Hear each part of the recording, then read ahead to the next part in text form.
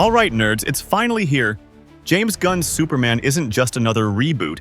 It's the Superman movie we've been waiting for 2 decades. From a bleeding Man of Steel in the snow, to Lex Luthor in a power suit, to the debut of a whole new Justice League.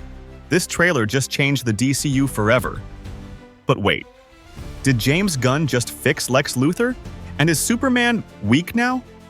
Let's break it all down. The story, the characters, the comic book connections, and yes, even the slime-filled prison. Stick around, because this is going to get super. Welcome back to Ultimate Nerd Zone. If you're new here, hit that subscribe button faster than Superman can outrun a speeding bullet. Today, we're diving deep into James Gunn's Superman, the first movie of the DCU's Chapter 1, Gods and Monsters. And folks, this one's packed with Easter eggs, legacy nods, and comic book inspiration. So let's start with the big picture. David Corenswet is our new Clark Kent. And yes, he nails both the dorky charm and the steely confidence. He gives off major Christopher Reeve vibes, especially with that confident but gentle demeanor. And his Superman suit? It's a modern take on the classic. Bright, hopeful, unapologetically comic booky. Rachel Brosnahan's Lois Lane is sharp, fearless, and instantly iconic. The trailer gives us a taste of her dynamic with Clark. Playful, but also full of moral complexity. They clash on politics and Superman's global reach. That's not something we've seen done this well since Lois and Clark or the animated series. What's also new is that the world already has heroes. Superman isn't arriving in a vacuum. The Justice League International is forming, with Guy Gardner, Hawkgirl, and Mr. Terrific flying over Metropolis. This is a world of metahumans, politics, and media, and Clark's trying to rise above it all. Now let's talk about that opening shot. Superman bleeding in the snow, Krypto dragging his cape, bones cracking. It shocked people, but it's 100% intentional. James Gunn said this scene is a metaphor. Superman represents the quiet kindness in the world, and how that goodness is often under attack.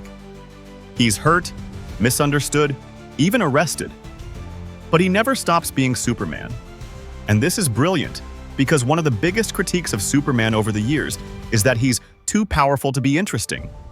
But what if his real strength is moral? Gunn is flipping the script.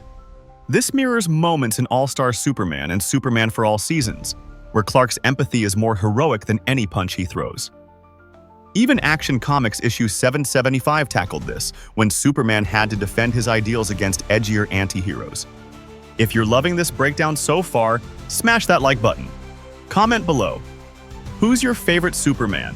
Reeve, Cavill, or Corenswet?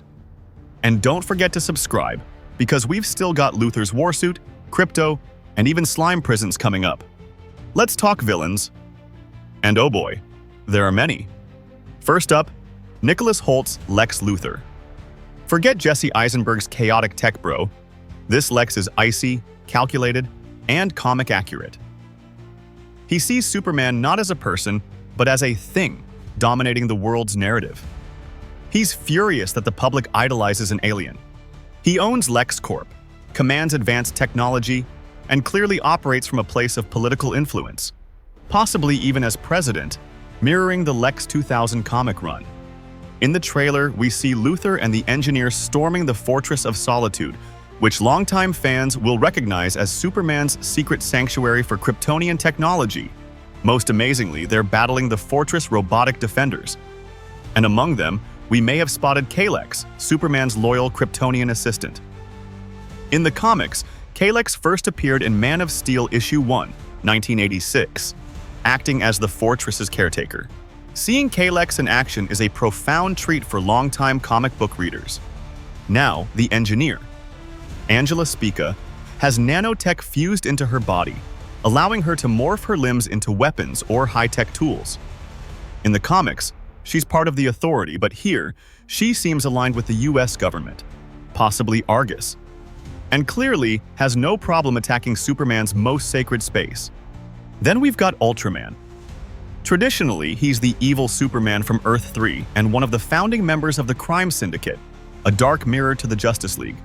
His teammates include twisted versions of our favorite heroes: Owlman, Batman, Superwoman, Wonder Woman, Johnny Quick, Flash, and Power Ring, Green Lantern. He first appeared in Justice League of America issue 29 back in 1964. But here's the twist. Some rumors suggest that in this movie, Ultraman may actually be a clone of Superman, created by Lex Luthor himself. That would set him up to eventually become Bizarro, the backwards, broken version of Superman from the comics.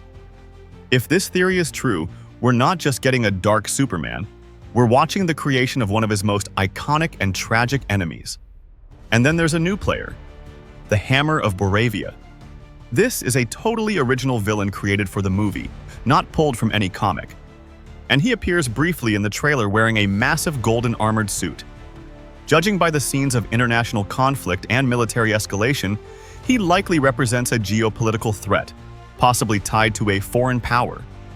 His presence adds real-world attention to the narrative, showing that this Superman won't just be fighting aliens, he'll be tackling complex global issues. Think of him as the military powerhouse that grounds the more fantastical elements in today's world. James Gunn has said he wants this new DCU to reflect reality, and the Hammer of Boravia seems to be the physical embodiment of that ambition. Ultraman first appeared in Justice League of America issue 29 as part of the Crime Syndicate. The Engineer debuted in The Authority issue 1, co-created by Warren Ellis and Brian Hitch. Kelex debuted in The Man of Steel issue 1, 1986, written and drawn by John Byrne. Now, aside from the major villains, the trailer hints at even more forces in play. Rick Flag Sr., played by Frank Grillo, this version of Flag is a high-ranking military figure, likely leading Argus. He's known in the comics and the Creature Commandos animated series for heading Black Ops missions and operating in moral gray zones. His inclusion ties Superman directly to DCU projects like Creature Commandos and the upcoming Peacemaker Season 2. He may not be a traditional villain, but definitely a wild card. And then there's the Kaiju. That's right. The trailer shows a massive monster, towering over buildings, attacking the city. We don't yet know if it's alien, magical, or tech-based, but it raises the stakes instantly. Its presence might be what forces the heroes to work together in the third act. A threat so massive even Superman can't handle it alone. Expect epic visual effects and destruction on a whole new scale. Beyond Lois and Lex, the cast is stacked. Let's break it down. Guy Gardner. This isn't your typical Green Lantern. Played by Nathan Fillion, Guy is cocky, confrontational, and a bit of a jerk. But deep down, he's fiercely loyal. In the comics, he was chosen as Hal Jordan's backup and often butts heads with everyone, including Superman. Expect fireworks. Mr. Terrific, aka Michael Holt. He's one of the smartest characters in the DCU, an Olympic-level athlete, tech genius, and inventor of the T-spheres. Those floating orbs that can hack, record, or attack. Holt is a grounded hero, and his logic and calm demeanor will contrast nicely with Gardner's aggression. Hawkgirl. We don't know yet if this is Shiera Hole or Kendra Saunders, but either way, Hawkgirl brings strength and combat prowess, with ties to ancient mythology or alien police forces, depending on the version. She's often associated with the Thanagarian warrior race. Krypto, the Superdog. Don't laugh. Krypto has heat vision, super strength, and flight. He's shown saving Superman and attacking the Engineer in the trailer. His bond with Clark is emotional. They're both survivors of Krypton. Metamorpho. Real name Rex Mason, a former adventurer who was transformed by a mysterious artifact into a being of living chemical matter. He can shapeshift into any element or compound.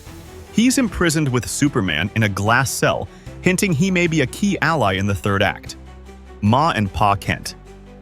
These emotional anchors help define Clark's values. In the trailer, we see Pa Kent giving moral guidance, and Ma Kent doing something as simple and intimate as cleaning Clark's boots, showing that even Superman needs grounding and family. One of the most intriguing subplots is Clark's conflict with the government. Lois interviews him and asks, "Did you illegally cross borders to stop a war?" Clark says, "I wasn't representing anyone, just doing good." That's such a powerful line, and it echoes Batman v Superman.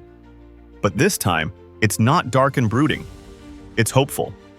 There are rumors Lex might be president, echoing the Lex 2000 storyline where he uses politics to destroy Superman. And let's not forget that strange scene at the end of the trailer. Lois and Mr. Terrific stepping through a portal. Then Superman flying through debris in a dark void. Is that a multiverse? Could we see Earth 3? Crisis-level stuff?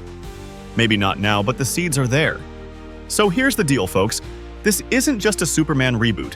It's a statement. It's James Gunn planting the flag for what the DCU is going to stand for. Heart, courage, legacy, and yep, kindness. We've got a Superman who bleeds, a Lex Luthor who's a real threat, a world already filled with heroes, and a story that dares to be bright in a genre that's gotten used to being dark. If this trailer is any indication, Superman could be the start of something truly special. Not just for DC fans, but for everyone who grew up believing a man could fly. So hey, if this breakdown got you hyped, hit that like button, subscribe to Ultimate Nerd Zone, and drop a comment with your favorite Superman era. Reeve, Cavill, Smallville, or now Corenswet. Thanks for watching. And until next time, stay nerdy, stay hopeful, and as always, stay super.